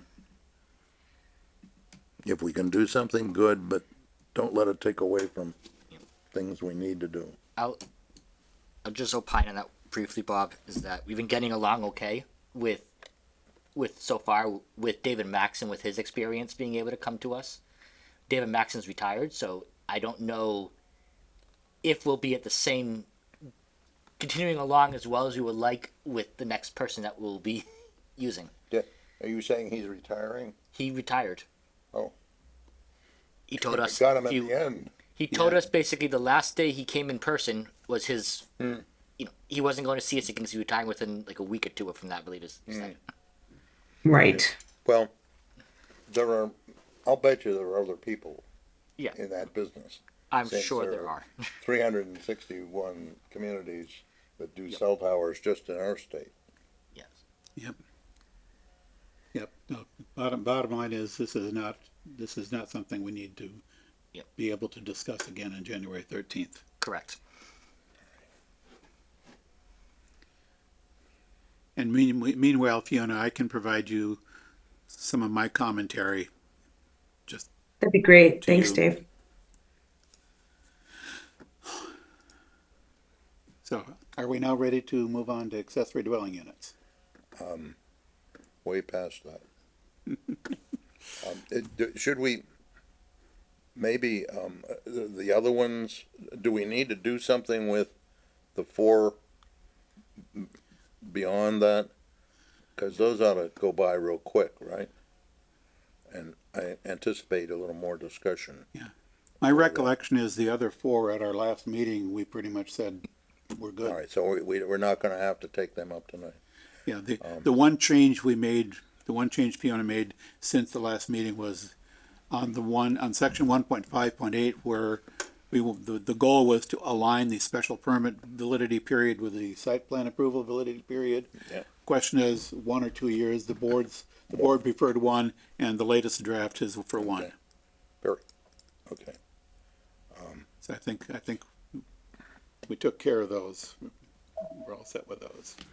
That's correct. Yes. Now, Just including them as group. We're just grouping everything together in case there was a comment or a question from somebody from the public if they wanted to review it again. But so I got a sense from the board at the last meeting when we were discussing accessory dwelling units, ADUs, that the board wanted to keep it as simple as possible. Yes. If we do it. For this, I'm not convinced. I noticed a comment, in, one of the documents, that, from council. The rules are gonna change. So don't, wait until you know what the rules are before you do this. I wonder how many communities are trying to be the first one to adopt something here. Fiona? May I make a suggestion? You may, of course. Site plan review for the use in the use table might be the easiest way to go to do it, because you'll still have, the board will still be able to review applications for conformance with the zoning bylaw. So there is still some, local oversight, and it automatically complies with the law. And that's pretty much all your bases covered. So I'm looking, I'm taking the document that's labeled shortest version. That was as short as I could get it, because I did want to make sure that definitions and such were covered. But as you can see from council's email that was also uploaded to the record, that a lot of that a lot of it just does seem a bit extra. And I think I would recommend to the board at this stage of the game, and I've also consulted with the building inspector, just memorialize that it's for ADUs that are fall under section 7 definition of the housing bond bill, site plan review. Yeah, that is kind of along the lines along which I was thinking. I was thinking specifically about why we should do this in such a way that the regulation is in place prior to February 2nd. Mm-hmm. And that was my main conclusion, is that clarifies that site plan approval is the applicable standard. The law basically forbids us from requiring a special permit. The law insists that it be by right, but it's not clear that if we are unable to apply our site plan or our special permit criteria, what does it fall back to? And if the amendment we propose for May does basically nothing more than say that site plan approval applies to ADUs, that would clarify the standard that will be in place as of February 2nd. Did you say, what did you say about the definition of what an ADU is? Are you saying use the one that's in the state law? Because I found, the first thing I found was a problem in the definitions for accessory apartment and ADU, or specifically the accessory apartment one, what we had on paper. An accessory apartment is a separate housekeeping unit, complete with its own sleeping, cooking, and sanitary facilities, that is substantially contained within the structure of a single-family dwelling, but functions as a separate unit. That substantially contained within the structure disappeared from the draft I saw, and by the way, is a accessory apartment allowable after an ADU is in place? Yes, I have amendments regardless, but relative to what Bob just said. Finish what Bob. I don't have much for that topic. Mm-hmm. Yeah. So that touches on a concern of mine, and that is a minimal change to the bylaw to recognize ADUs as distinguished from accessory apartments, to recognize ADUs and remove them from the special permit category and instead apply site plan approval. To to make that most effectively and to keep it as simple as possible, I would not change our definition of accessory apartment, except to differentiate it from an ADU. I would otherwise leave everything about accessory apartments exactly in place. And one of the reasons for doing that is to avoid complicating the town meeting vote. Because any change we make to the accessory apartment provisions is a 2/3 vote. Changes we make relative to ADUs are majority votes. So I would avoid changing accessory apartments at all, except to distinguish them from ADUs. Okay. Even in the definition section, we'd only have to have a majority vote to put in a definition. Right. I'm not absolutely clear about that. Yes, to put in a definition for ADU is a majority vote. Okay. Yes, that's correct. In the bill, that's what they say. Basically, everything to do with regulating ADUs is a majority vote. All right. Well, as I say, But I let's wouldn't keep touch it as anything simple. else. Let's Yeah. keep it really simple. I really like, I would say, let's just say, shape that up for the next time. And, Yep, and I have some, I can give you, Fiona, some other comments relative to that, but, I mean, I was looking at this pretty much from that same point of view, to add ADUs but not disturb accessory apartments. And there are some unanswered questions about that. You raised the question about what about an accessory apartment on a lot where there is already an ADU? And part of the answer to that is accessory apartment is a special permit, and Yep. and although we haven't spelled out criteria for that, and that's something. anyway, we it's a can thing to about. think about. Yep. Right, that I would think about that more as the regulations clarify. Okay, Justin? let's do that. I- Oh, no. So my comment / question is, first off, on the use regulation schedule, again, this is the proposed changes, shortest version. Do we have a requirement to specify anything about more than one ADU for this right now with the state law?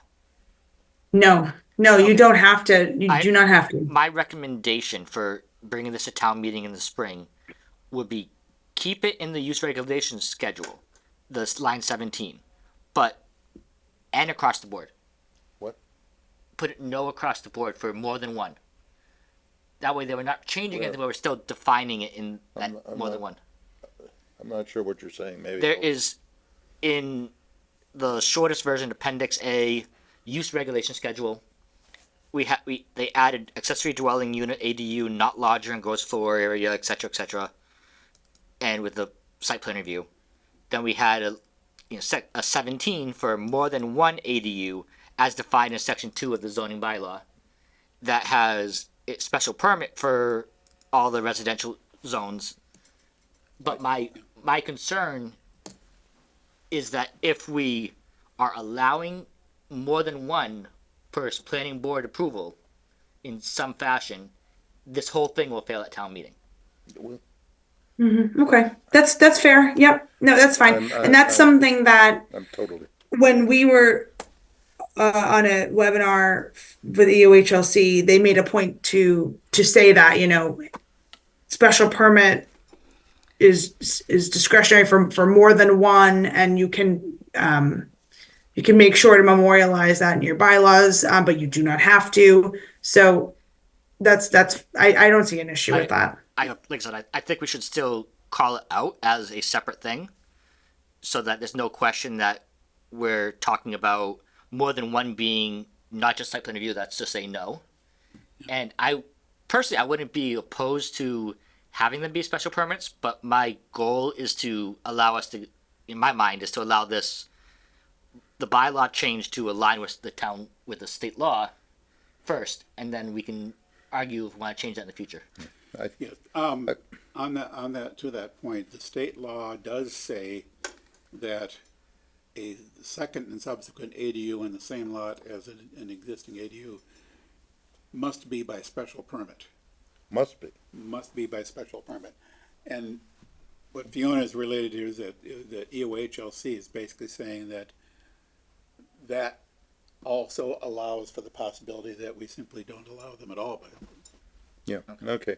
I want to only allow one accessory unit, That's no matter how it plays out. that's exactly what I recommended we put into this rather than Yeah, well, but Well, it's how to, there's the other part of that, which is an accessory apartment as distinct from an accessory dwelling unit. Can we forbid an accessory apartment from going on to a lot where there exists an ADU? yeah, an ADU is, aside from the approval, is a subset of it, of Yes. our accessory apartment. Yes. You know, it's an accessory apartment with some extra, special things. I don't suppose the bylaw right now says that you can't have two accessory apartments of our current kind. So maybe we should be, adding that in. Yeah. It's never come out. Right, that's another topic which crossed my mind. Given the distinction between an accessory apartment and ADU, are there more regulations we want to impose on accessory apartments? Which is a topic that we might want to think about, but not directly connected to the alignment of ADUs with state law. KISS. Keep it as simple as possible. Yes. And we move on. So we will, and this is something, although I still sense there's some skepticism about whether we really need to get this published before February 2nd. I see, absolutely. The state didn't say towns have to adopt a bylaw at all. They just said, this is the rule, and towns get to sort it out. Until, we could talk with our council about what are the implications, but there isn't gonna be a solid, understanding, very, very widespread, of what communities need to do and get done anytime soon. Maybe by the fall, communities will start to fall in, but there's nothing forcing anybody to do anything. All we're doing is looking at, there's a state law now that we're gonna have to cope with. When at some point, someone's gonna come around for it.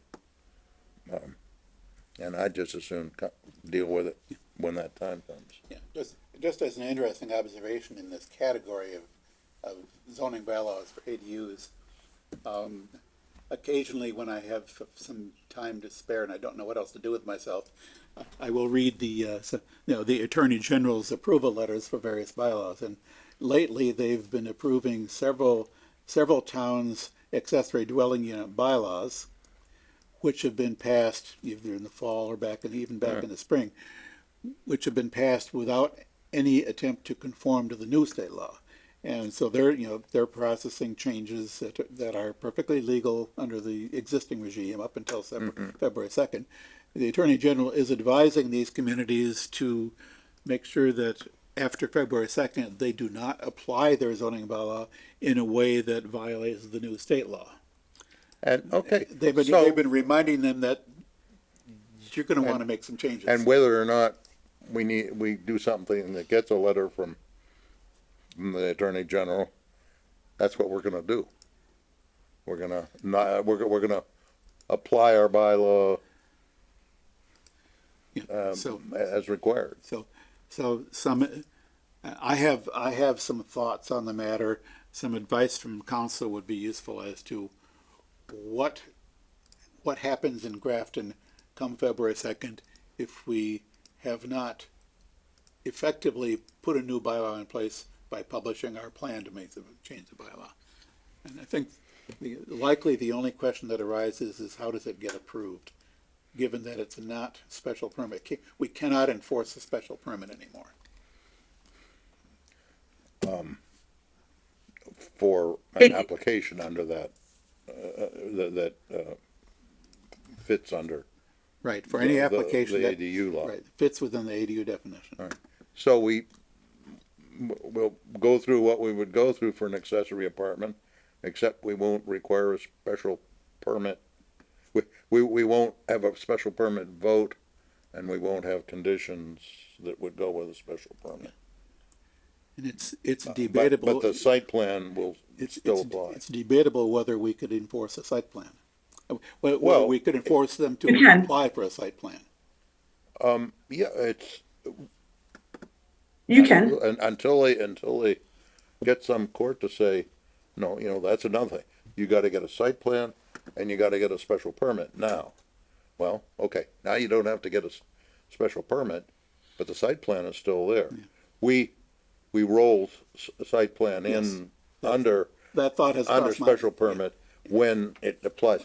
But, So I, this could be a jobs program for our, council. But I say, so Fiona. Time Yeah, to so- forward in. So I think the biggest, going back to what the comment earlier is that making sure that it's at least memorialized that we want to do site plan review because that's complies. But if the board wants to not have that be stated outright, then what would happen would be that someone's going to go to the building inspector and be able to get it. Get a building permit for this, and then we can try and tackle it in May after the fact, but I think that, the EUHLC has said, a site plan review is perfectly fine to subject the ADUs to. It's still by right. It's just subject to site plan review. So yeah, the row, we're talking about having a row in the use table, right? Yes. yeah, I'm Things keep recommending. moving here. So, it says S. Instead of, It says P for site plan. No, I say P, not S. it's, whatever it is, P. Yes, You sorry. know what I mean. So if we don't do anything at all, the accessory apartment row says S, but we can't enforce S. But in our bylaw, S implies P. That is, a special permit Well- always brings in a site plan approval. So I would argue that the S for accessory apartment, if it qualifies as an ADU, S is basically downgraded to P. That's what I'm But trying to say. someone else is gonna argue that for an ADU, if we don't say anything, if we don't have anything, then someone's gonna argue, well, that's a Y. And that could go to Right, court. right, yes, exactly, so Dave. there's- That's not, Yes. try going, it's too hard for me to find it here. Go to the place in the zoning bylaw where it says, under a special permit, we also require. And see how that language works. I think that language, Yes, I think, Works. I think it works the way we would want it to, right, but it would be more comfortable to have council agree with us on that. But anyway, yeah, tell him he will agree. we have a meeting attendee who has raised their hand. Shall we take a moment? It's already after 9:00, and I think we are trying to wrap this up, but let's give the attendee named Bill. Rated by the CCP. Funders. What?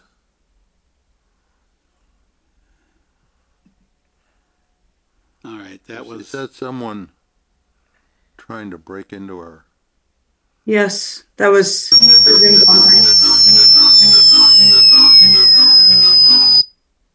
Hello, guys.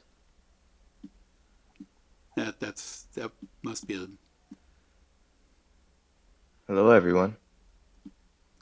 hello? Hello. How are you guys? All right, could you identify yourself? They're a Zoom bomber. Hmm? I've removed their permission to talk because I believe it's a Zoom bomber. Yeah. certainly seems that way. They've changed their name. It's not Yeah, they ch- that I wouldn't recognize that. Nope. That they will be ignored from here on.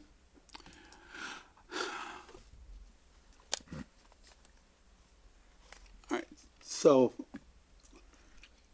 there's the question the board still has about whether we need, how urgently we need to do this.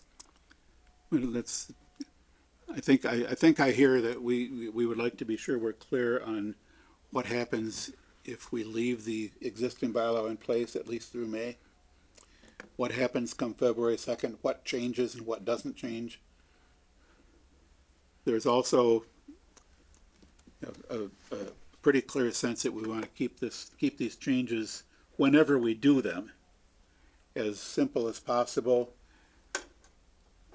We would prefer not to commit to anything until we know what the final regulations are going to be. That pretty much sum up where we're at? And again, Fiona, I have some feedback on some of the details here. Because I think we do want to continue to work towards a ADU bylaw amendment for May town meeting if it all works out. And I think we probably want to revisit this maybe at our next meeting just to get some clarity on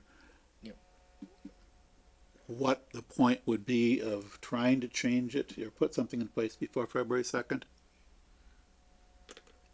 Yeah, I mean that sounds good to me. I think we're probably going to end up reviewing a very similar document that we reviewed before we did all these different iterations, which is basically just update the use table and just clearly denote the part in the parking table. Yeah, there's a few things, and You can. I have some more detailed notes on exactly what I think are the essential changes here. Mm-hmm. So Okay, so Dave, I guess I'll wait to hear from you, and then I'll turn around. I'll take the comments from today and your comments, turn them around, and I can see if I can try and get council to attend a meeting and just basically answer what happens if we don't do anything, or what's like the bare minimum. He has reviewed the drafts that I provided, as you all know, so he's probably not going to have anything significantly different than what he's relayed to me already, but I'm happy to invite him. Yep. Anything else anybody wants to bring up on this for now? Yeah, and I was just looking at what the bylaw says, and I think we're quite covered on the site plan. For anything other than a Y, a site plan is required, whereupon issuance of a special permit, a site plan review procedure shall be incorporated into the procedure. But that's a separate paragraph, 1331 and 1332. I don't think you're gonna, well, it's a jobs program for the lawyers, but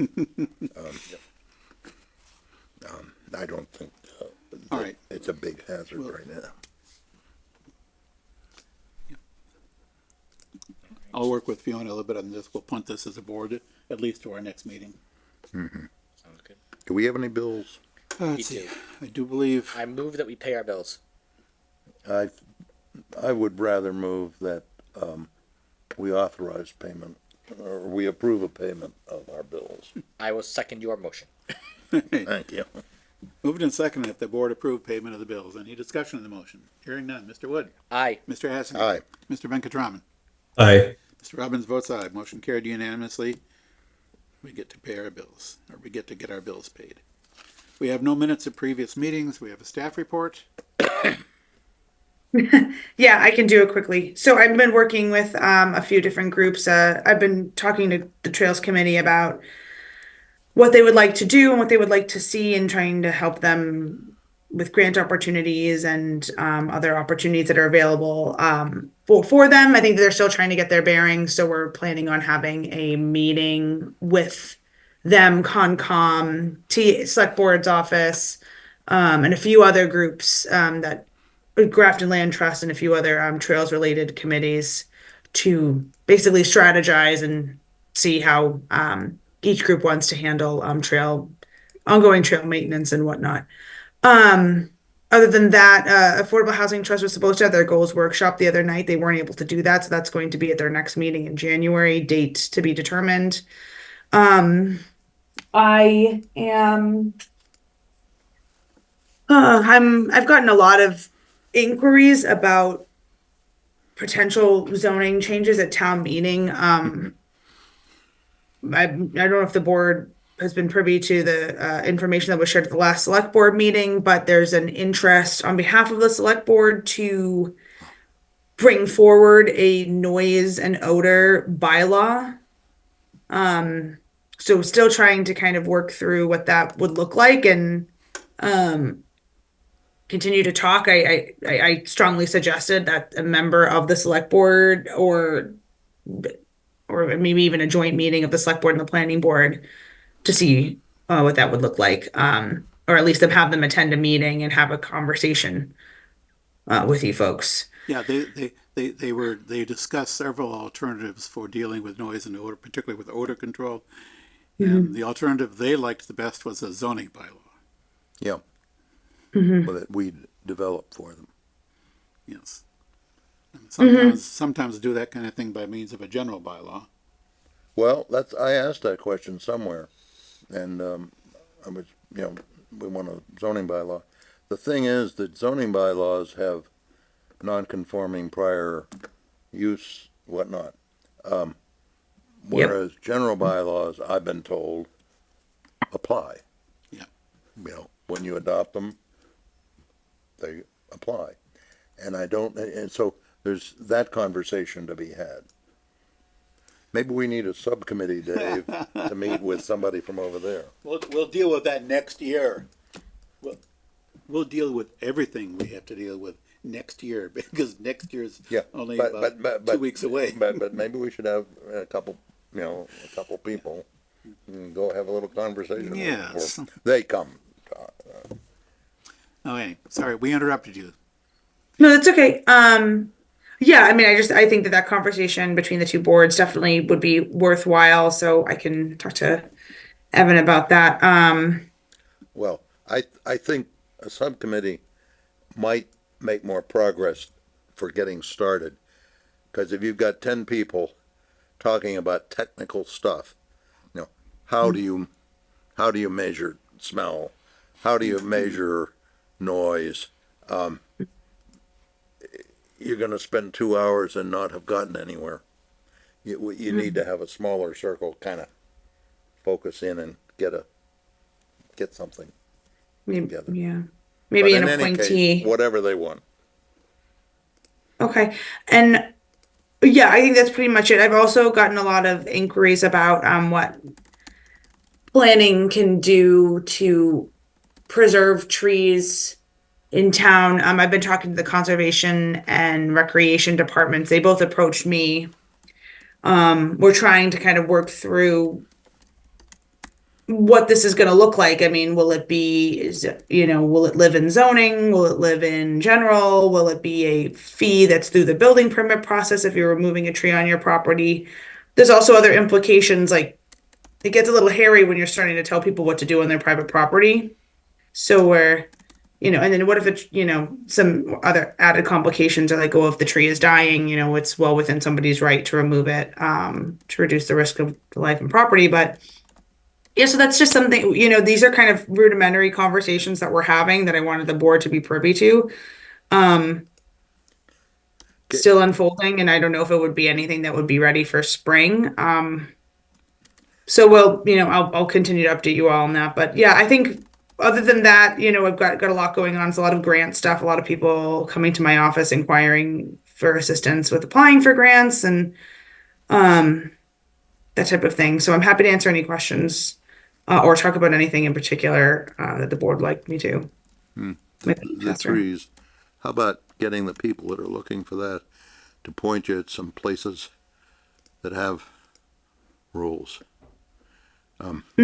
Yeah, we've looked into a lot of it has been city ordinances like Newton, Cambridge, and Somerville that they have things in place. I was looking at Wellesley. Wellesley does have zoning, actual text in their zoning bylaw. But there I haven't really seen a lot of examples with, Well, I'm of unclear zoning how changes. zoning accomplishes what it sounds like they want to accomplish, because most of the trees are on somebody's property, and a whole lot of the trees are not going to be touched by any projects that come forward. You got to get permission from Right. somebody before you cut the tree down in your yard. And how much are we talking about trees out in protected spaces, away from congestion? Yeah. Yeah, it would probably apply if we, again, this is high level, but it would be new construction projects that would be applying for, any. I'm Because we thinking, already do some push on right. what do you call it, the good trees, the Heritage trees. heritage trees. We already Yes. protect, and I bet they don't know that.